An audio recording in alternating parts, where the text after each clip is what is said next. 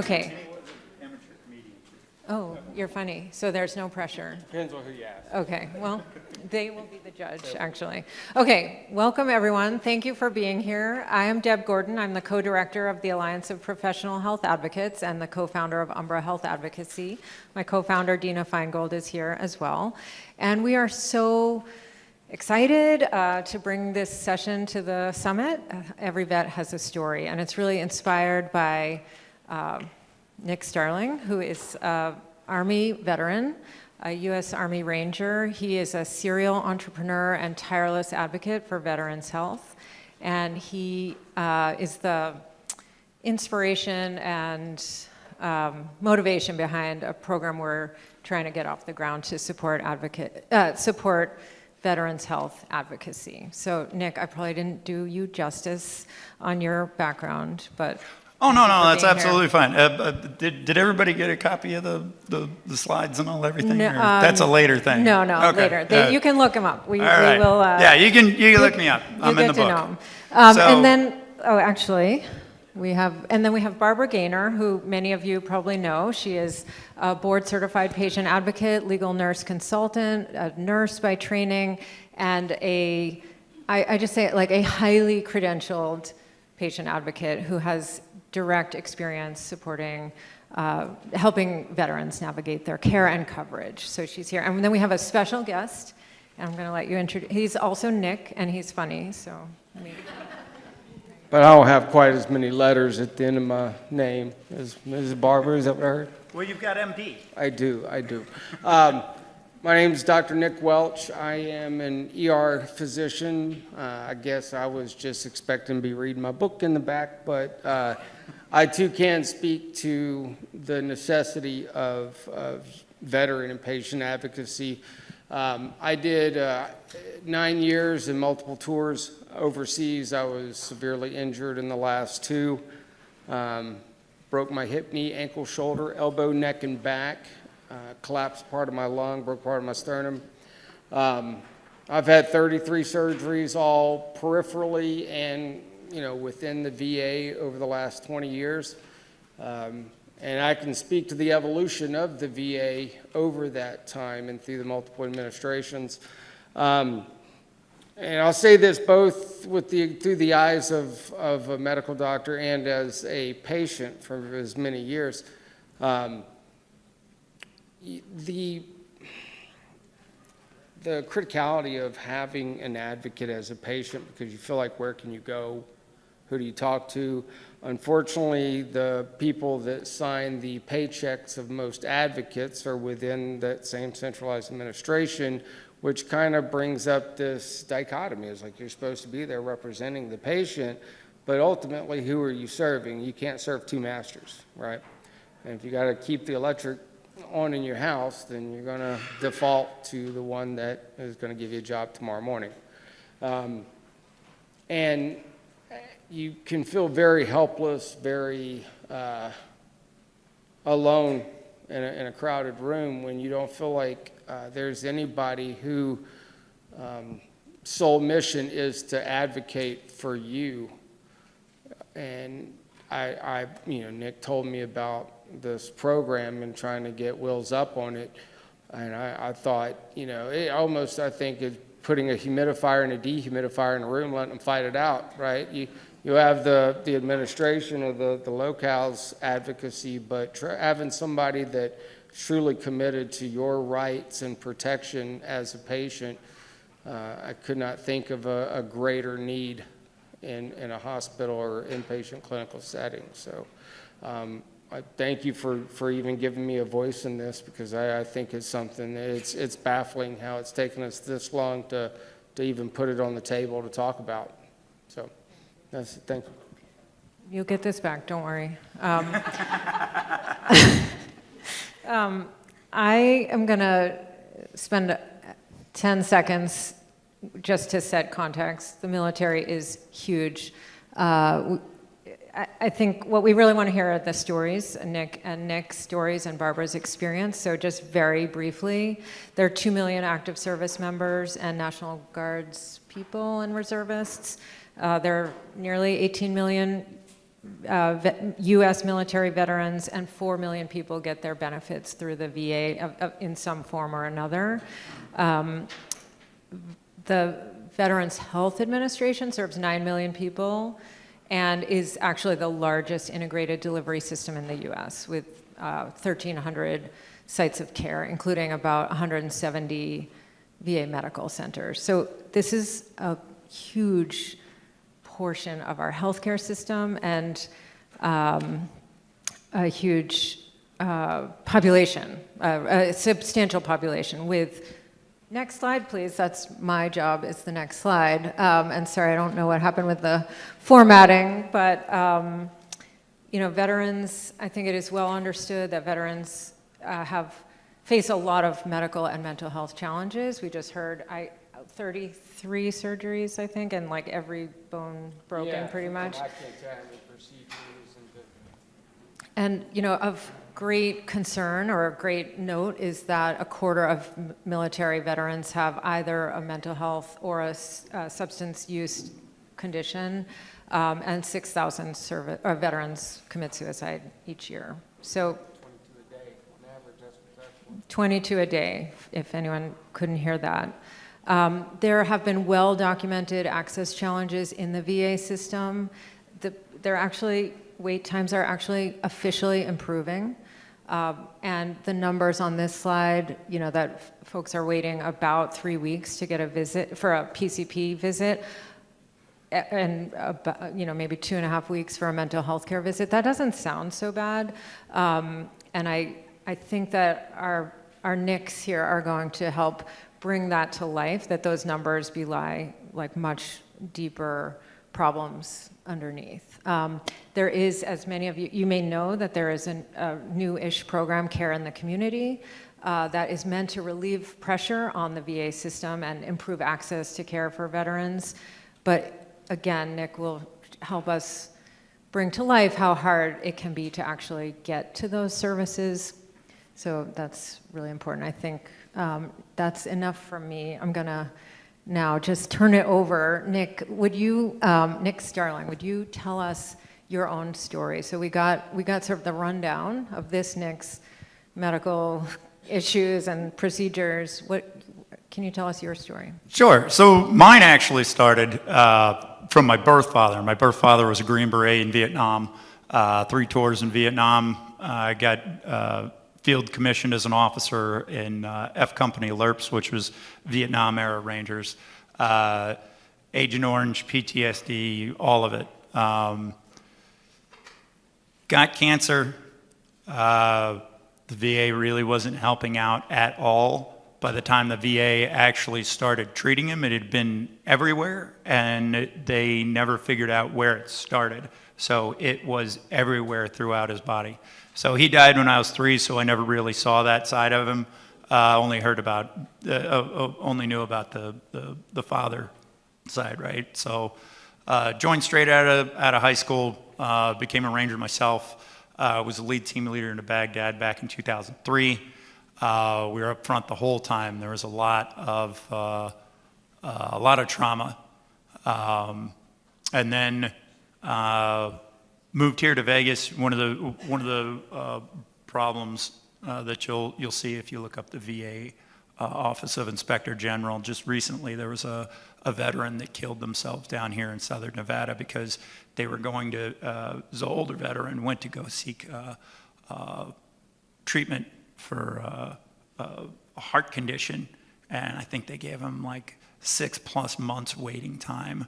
So he went back home and he killed himself instead of having to deal with that. And that's what you get with all of this, right? Like me personally, dealing with my PTSD was really easy here in Vegas because the bars don't close, right?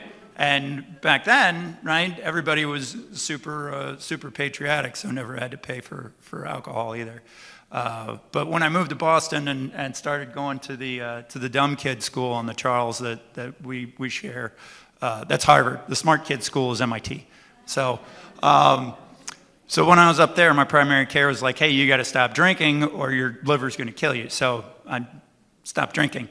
But one of the problems here in Southern Nevada, I finally went to go start seeking treatment, and there was a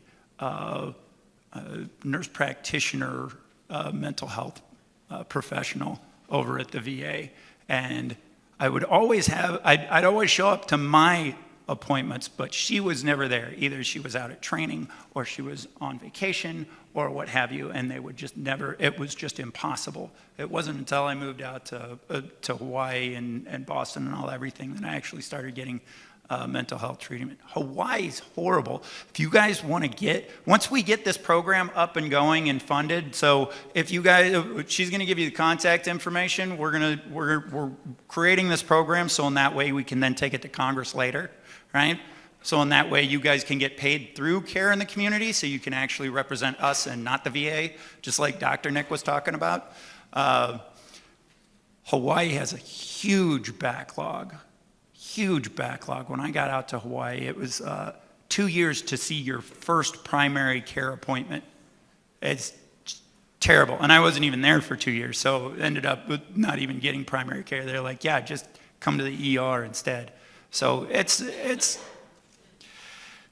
there's so many different stories, and it's so heartbreaking. And that is one of the reasons why it's between 22 and 40 a day.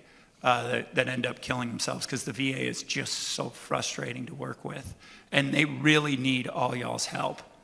All right, they need patient advocates, and on the veteran side. And then one of the things that Deb had put in the stuff about the military, that got me thinking, because most of the military members are, under 25. They know nothing about, what the doctors are supposed to be doing, not doing, or anything. So that's an additional thing. So we're going to start off with veterans, because you're not going to have any active duty if you don't take care of the veterans first.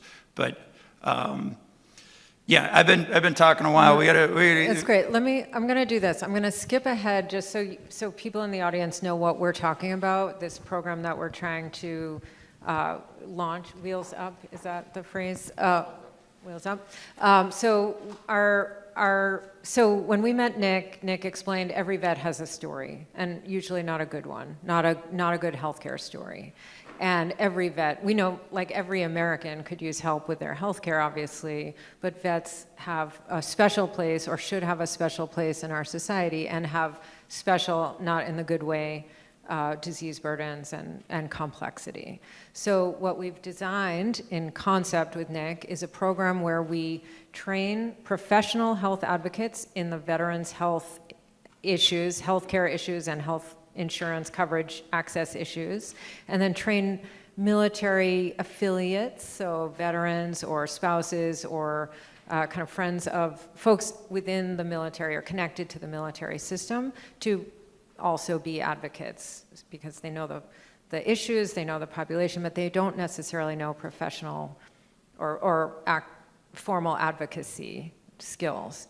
We're going to put those together, and we want to get funding for a program that really goes out and delivers advocacy services to as many veterans as possible, or military. We can sky's the limit to where we go. But that is the concept, and we would love to start gathering interest. So if you would like to be trained in this, or you have experience in this area, please get in touch with us.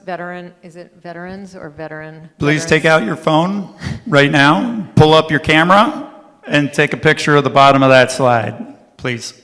And just email us, say Veterans Health, we'll put you on our list, and we'll stay in contact with you. And so just for that, just wanted to give you that context, and then I'm going to flip it back to Barbara and say, you've been working with veterans, and you've been navigating the deep, dark crevices of the benefit structure, and I'd love to have you tell some of the stories that you have seen from the advocacy side. Well, from the advocacy side, I am working with one particular veteran who is a Marine. I will say he's a Marine because he's still alive. Unfortunately, and I can see now why you say 22 to 40 people kill themselves. The horror stories that you hear, when the vets come from duty, they don't register with the VA. And that is where the ball drops, because this client that I have has been in a hospital, a public hospital, for the past 2.5 years. And between myself and the family, we have been trying to find out how we can get how we can get this gentleman registered. And we did a lot of things about the means test and all that, and oh no, he's not qualified. Oh no, he has not gotten he doesn't qualify for any kind of services. And so this is the frustrating part for the family, because they know his story. He was injured during duty, but at the time that he served in the early 50s and 60s, apparently the medical records were destroyed. So we have nothing to go by to say he had this injury while he was in service, and so he does qualify for help. And the other part of the advocacy issue is that for me, I have to coordinate care with the hospital staff, the doctors, the wound care nurses, nutrition, all of that, to say, hey, what are we doing for this gentleman? He's in bed for the past 2.5 years. You told the family, we're just putting a trach in just, temporarily. It's now 2.5 years. He's still there. He is awake. He is alert. He can tell you via his eyes what he likes, what he doesn't like. If he doesn't like to talk to you, he'll close his eyes. If he doesn't want to deal with something, he'll shake his head or he'll nod. But it's the two-sided situation of getting the providers to hear what you are saying, and also to have the family understand what's really happening and how can you bridge that gap as an advocate. And so one of the first things we spoke with Dr. G, I call her, Dr. Gerda, and she said, well, because of the extensive wounds that he has, because he's been in the hospital for so long, he needs a specialized bed. And I talked to the doctors, we had a conference, and the wound care nurse said, oh no, so sorry, that is contraindicated. Well, why is it contraindicated? Well, he's on a vent and you can't have that. And I'm like, I've been a wound care nurse. Well, where did you get your certification from? I didn't tell you I had the certification. I told you I was a wound care nurse. And this bed will help this person. Well, 2.5 weeks later, he's on the bed. 1 year later, wow, we've got wound care doing very well. So my point here is stress to the providers the importance. We know what they need, and we have to push for that. Now, on the other side of the coin, even though he is a vet, we really can't do anything for him until the family kind of wades through that mire of complications. But in the meantime, we can make sure that the vet is getting the care and the decent respect in the hospital system that he is due. I have a pet peeve. Vets, children, and seniors should not have a problem in the United States of America to get health care. That's non-negotiable. So I would encourage all of us advocates to speak loud. As nurses, we know that we can speak. Sometimes they don't like us when we talk. If we have to be Nurse Ratchet, so be it.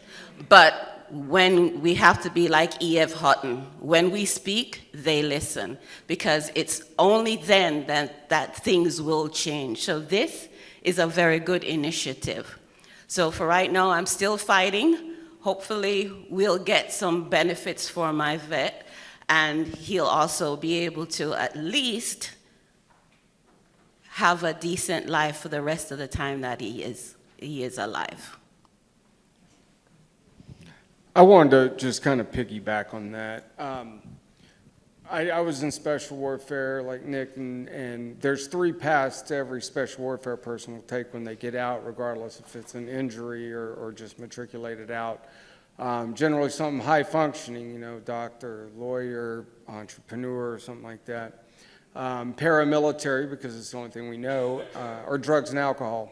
You know, and everyone I've ever known has taken that path or multiple lines of path. But, you know, sooner or later you do have to seek that care, and one of the most debilitating things is feeling anemic and having no voice. And waiting even a week. Could you imagine having a broken leg and being told you got to wait 3 weeks? That's as soon as we can get you in. And I'm a physician, and I see both sides of that coin. But you know, sometimes a week is too long. It frankly is. Regardless of everybody, I think towards the end of life, whether it be in your 30s or 90s, you want two things. You don't want to be a burden on your loved ones, and you want dignity. And having a voice is paramount, and the lack of voice is tantamount to not existing or having no value as a person, especially a person of service. So I want to just, you guys being in the audience is showing some level of commitment to giving the veterans that voice. And I'll say, as a disabled veteran, I'm 100%, and it only goes down from here. I say thank you for even being here for the few minutes that you've given us. Thank you. We need it. That's beautiful. Thank you. Yes, thank you. I want to we're actually, believe it or not, almost out of time because 30 minutes is not very long.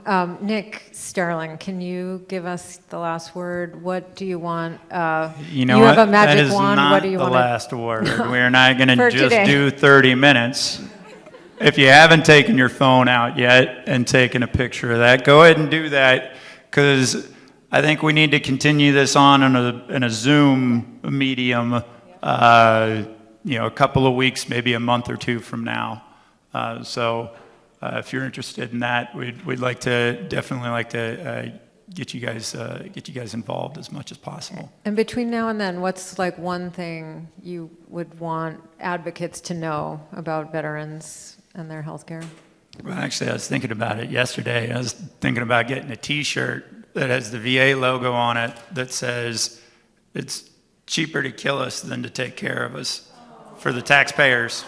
For the taxpayers. It just seems that way a lot of times.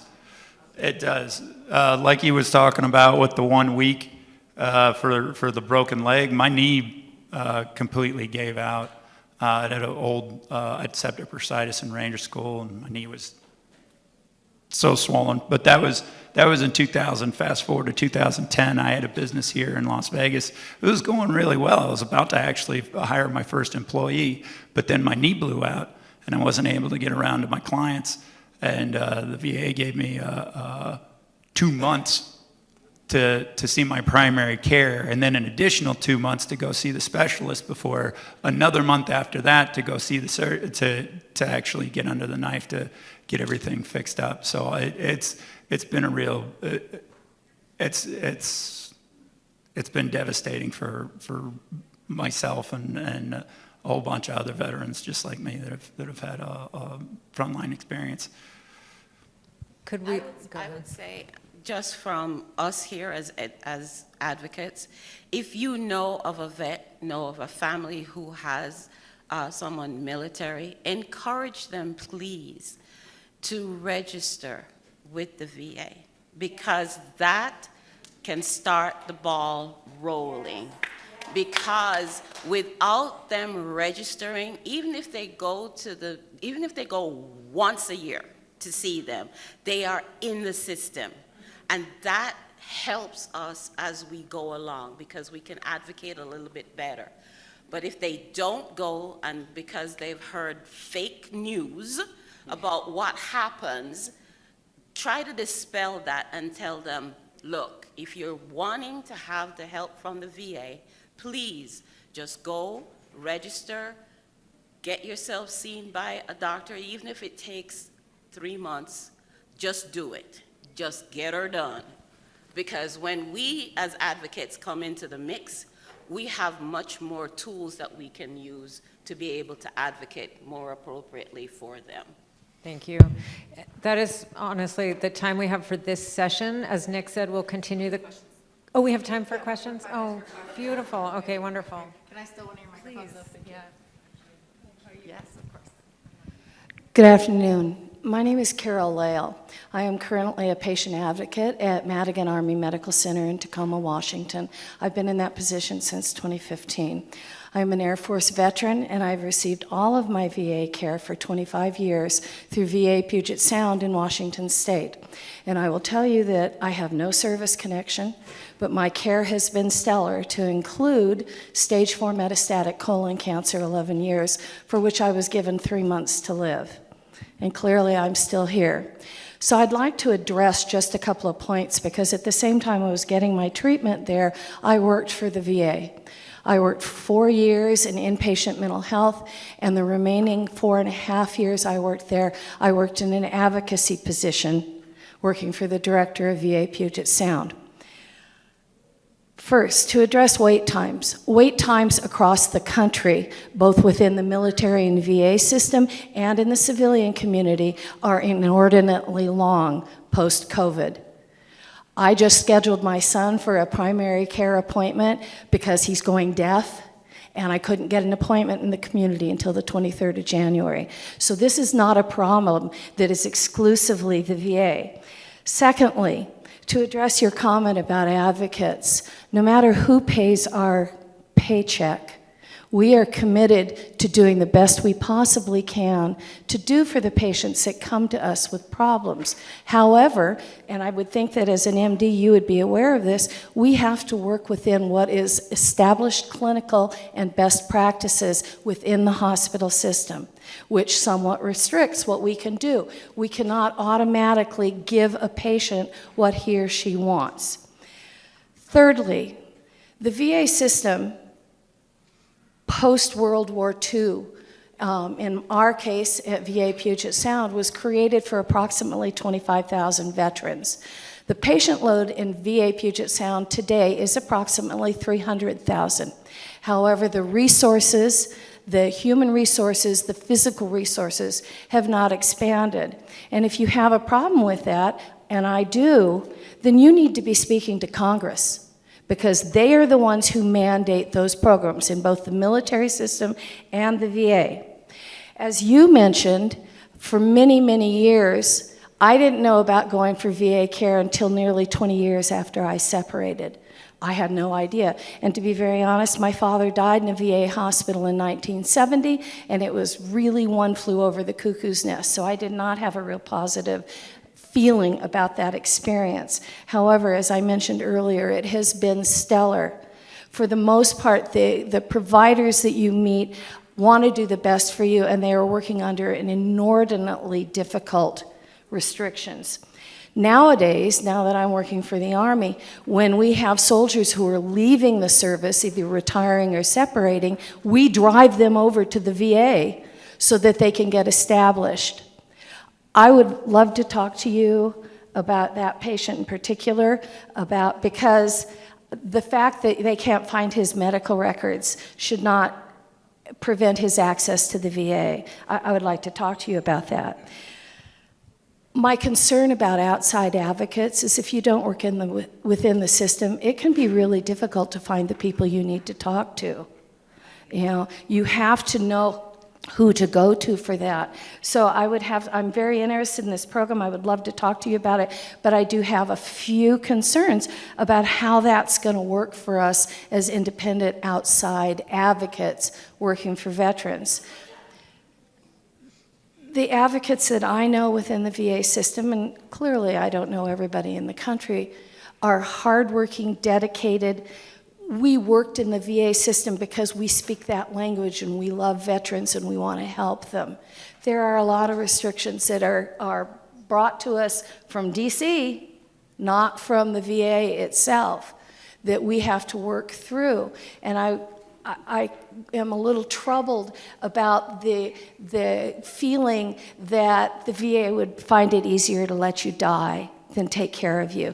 They don't choose not to take care of you. They are spreading those resources as thin as they can. And I think that was a very unfair statement to make. Thank you for giving me some time. Thank you.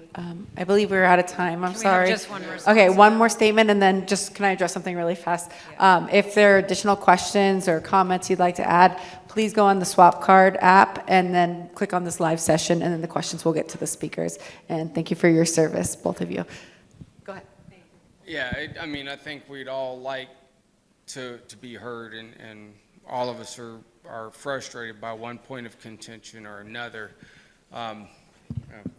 I want them both. No. And as an MD, I do understand the restrictions that exist. I think some of the statements are being taken a little out of context. I think the implication was they do not want to take care of somebody, that they'd rather kill somebody. I've been on both sides of the aisle. It's just the path of least resistance, and the point was it's no longer cheaper to keep her, so to speak. But, you know, questions generate dialogue. Dialogue generates pathways, right? So I think both Nick, myself, and Ms. Barbara, and I'm so sorry, Ms. Deborah, thank you. We may be out of time, but we've got hallways, and if there's anything that can bring us a collective voice or you know, stir the pot, so to speak, then I'm in no hurry. Wonderful. Thank you. Thank you, everyone.